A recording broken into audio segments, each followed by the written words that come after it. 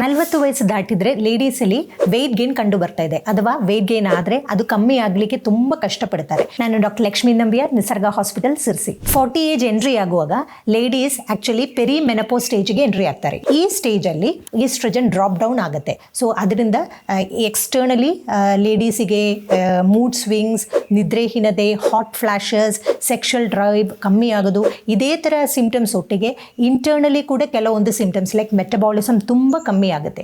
ಈ ಮೆಟಬಾಲಿಸಮ್ ಕಮ್ಮಿ ಆಗುವಾಗ ನಾವು ತಗೊಳ್ಳೋ ಆಹಾರದಲ್ಲಿ ಇರುವ ಕ್ಯಾಲರೀಸ್ ಸರಿಯಾಗಿ ಬರ್ನ್ಔಟ್ ಆಗೋದಿಲ್ಲ. ಸೊ ಇದರಿಂದ ವೆಯ್ಟ್ ಗೇನ್ ಆಗುತ್ತೆ. ಇದಕ್ಕೆ ಒಂದು ಮುಖ್ಯ ಕಾರಣ wrong food habits like processed food, refined carbs, refined oil. So ಇದನ್ನು ಹೇಗೆ ನಾವು ಮ್ಯಾನೇಜ್ ಮಾಡ್ಬೋದು?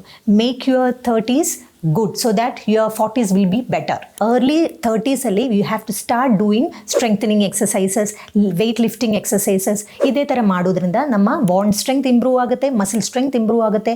ಫ್ಯೂಚರಲ್ಲಿ ಆಸ್ಟಿಯೋಪೋರೋಸಿಸ್ ಅನ್ನು ಕೂಡ ತಡೆಗಟ್ಟಬಹುದು. ಇದೇ ಥರ ನಿಮ್ಮ ಸ್ಟ್ರೆಸ್ ಅನ್ನು ಸರಿಯಾಗಿ ಮ್ಯಾನೇಜ್ ಮಾಡಬೇಕು. You can have plan for small trips, ಒಂದು ಫ್ರೆಂಡ್ಸ್ ಮೀಟಪ್, ಇದೇ ಥರನೂ ಪ್ಲಾನ್ ಮಾಡಿ. ಇದರೊಟ್ಟಿಗೆ ನಮ್ಮ ನಿದ್ರೆ ಕೂಡ ಚೆನ್ನಾಗಿರಬೇಕು. ನಿದ್ರೆ ಅರೌಂಡ್ ಒಂದು 7 to 8 hours of good sleep. Proper ಆಗಿ ಬಾಡಿಯನ್ನು ಹೈಡ್ರೇಟ್ ಮಾಡಿ, ಒಳ್ಳೆ ಪೌಷ್ಟಿಕಾಂಶಗಳು ಇರುವಂಥ ಆಹಾರಗಳನ್ನು ಸೇವಿಸಿ.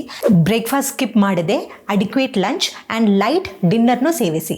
ಈ ಟಿಪ್ಸ್ಗಳನ್ನು ಫಾಲೋ ಮಾಡುತ್ತಾ ಲಿವ್ ಯುವರ್ 40s ಗ್ರೇಸ್ಫುಲಿ.